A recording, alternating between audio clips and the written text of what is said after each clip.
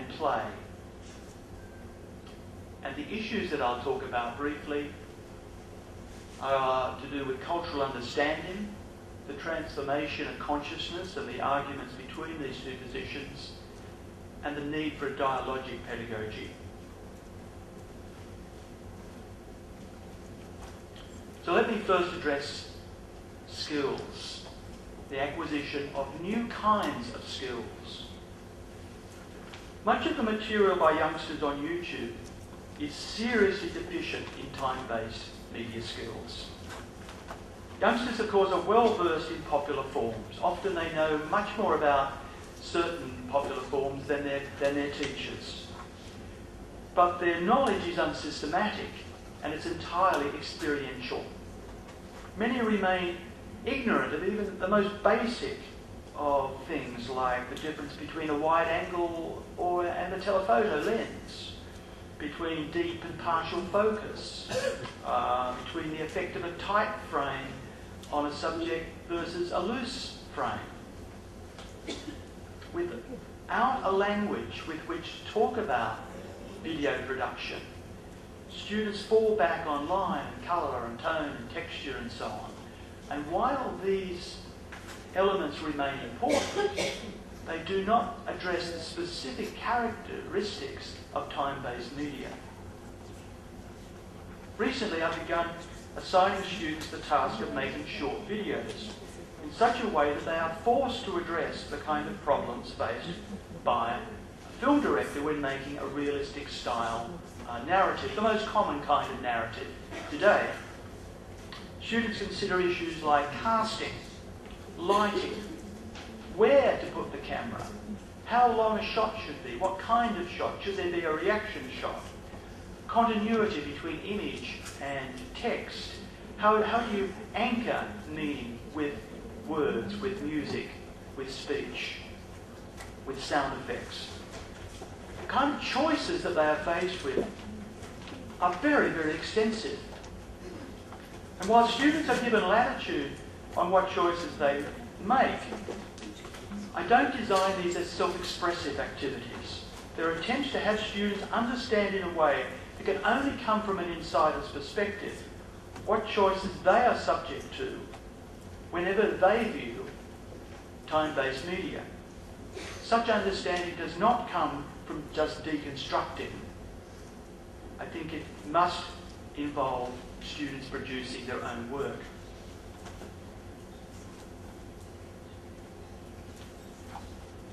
Secondly, the nature of creativity. Creativity is parasitic in that it draws strength from cultural models.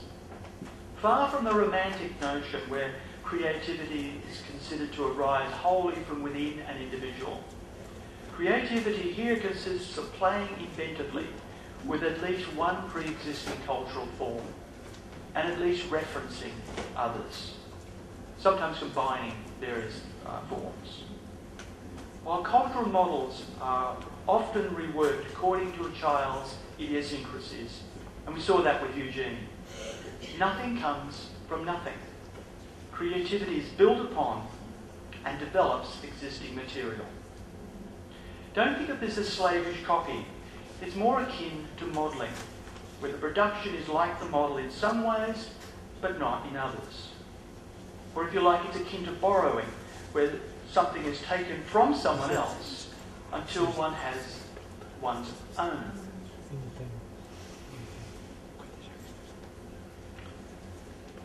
Now, I think it's probably obvious that for young prosumers, creativity is also a form of play. It's obvious that young prosumers are playing. And I believe that on this point, media educators have much to teach art education, because media educators have been dealing with students' engagement in popular culture for a very long time, much longer than most art teachers. Media educator David Buckingham proposes, and I'll quote, playful forms of pedagogy which engage directly with young people's emotional investments in the media and their sense of agency. End of quote. The value of play is illustrated by an example offered by media educators Byrne and Duran. In discussing their comic book conventions class for 12 and 13-year-olds, they note that not all the children kept to their script. While their educational goals involved learning the narrative conventions of comic book superheroes like Batman and Superman, and for students to use them to explore issues of identity, one student they call Chris took pleasure in turning the exercise upside down, kind of topsy-turvy. Chris invented the toaster.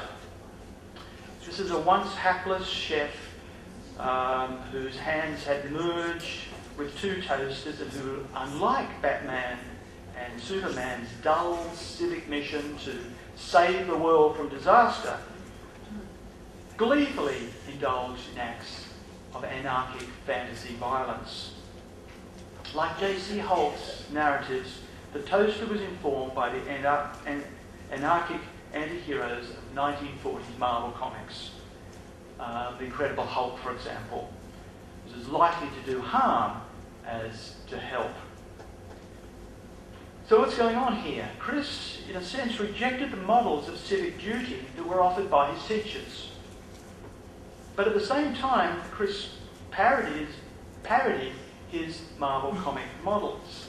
He parodied the inflated language, the drawing, and the extraordinary melodrama characteristic of this genre. I could say that Chris grasped the opportunity to take pleasure in exploring the conventions of something familiar to him while producing provocative variants of them.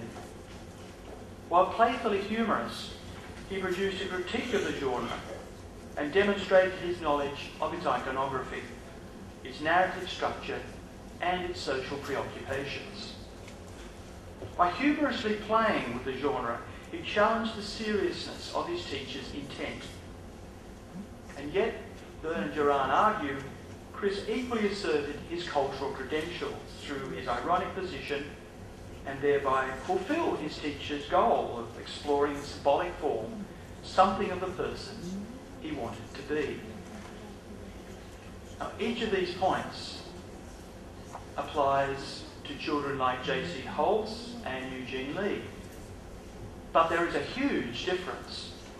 The difference is that Chris was permitted to explore his own agency within a school classroom. Huge difference.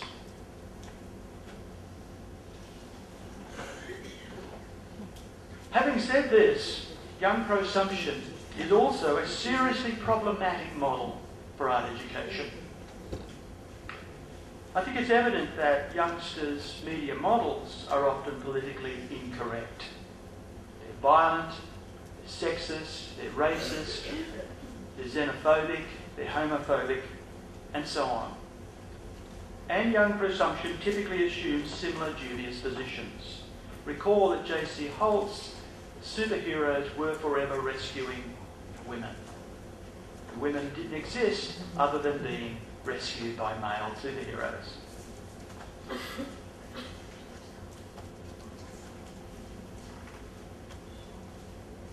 Media educators respond by arguing that to study popular culture is simply to understand society.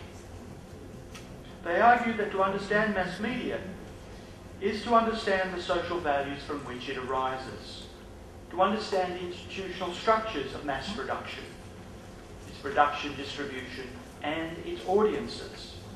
It's to understand how people dream, how they think, and how politics and economics and the law help structure everyday experience.